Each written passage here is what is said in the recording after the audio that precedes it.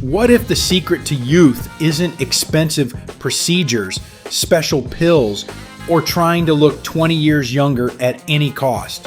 What if a person can maintain strength, agility, zest for life, and well-being much longer simply by treating their body a little differently every day? Sergey Arnaut is a 63-year-old man, and his story isn't about defeating aging, it's about something else. How to ensure that age doesn't automatically mean a loss of strength, independence, and zest for life.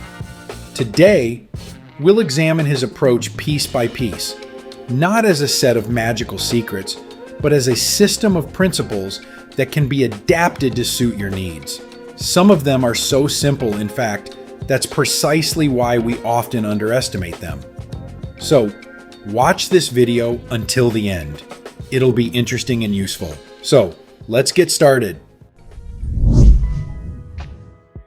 The first principle of Sergio's lifestyle is regular training, not occasional attempts to get a grip before summer, but consistent gym sessions.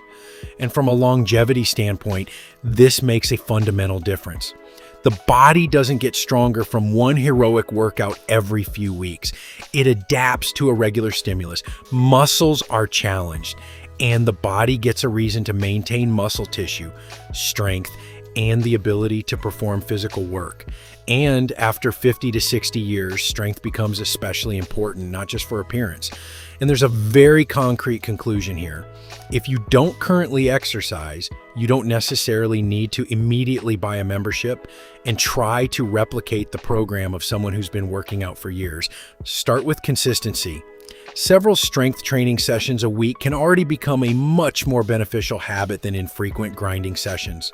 And if the gym isn't for you, you can use bodyweight exercises, resistance bands, dumbbells, or training with a specialist. The main thing is to tailor the intensity to your current condition and gradually progress, rather than trying to prove to yourself that you're younger than you actually are. And this brings us to Sergio's second principle. He doesn't just train, he embraces his age. At first glance, these two principles might seem contradictory. If someone embraces their age, then why bother trying to stay young? But in fact, there's no contradiction here. Accepting age doesn't mean giving up on activity. It means giving up the pointless struggle with a fact that can't be undone. A 63-year-old doesn't need to become a 20-year-old. Their goal can be much more interesting: to become the most functional version of themselves at 63. And this is a completely different approach psychologically. When a person constantly compares themselves to who they were at 20 or 25, they can perceive any change as a defeat. But if their goal is to maintain strength, mobility, independence, and interest in life as best they can right now, there's room for real progress. The third principle is a conscious approach to health. It sounds simple, but there's an important detail. Health rarely disappears overnight. Many problems develop gradually, so self-care must also be systematic. Mindfulness means not only thinking about your body when something hurts. You notice changes, monitor your condition, don't ignore warning signs, and understand that prevention is usually wiser than trying to correct the consequences. Moreover, a mindful approach to health doesn't mean turning your life into a constant monitoring of your stats. You don't need to look for signs of aging every day. It's much more beneficial to have a basic system. Undergo necessary preventative checkups according to your age and doctor's recommendations. Monitor risk factors.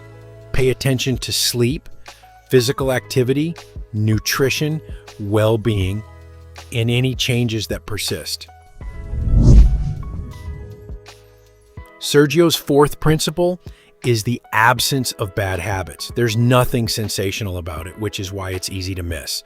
People want to find an unusual secret to longevity, a rare product, a special supplement, or an exotic procedure.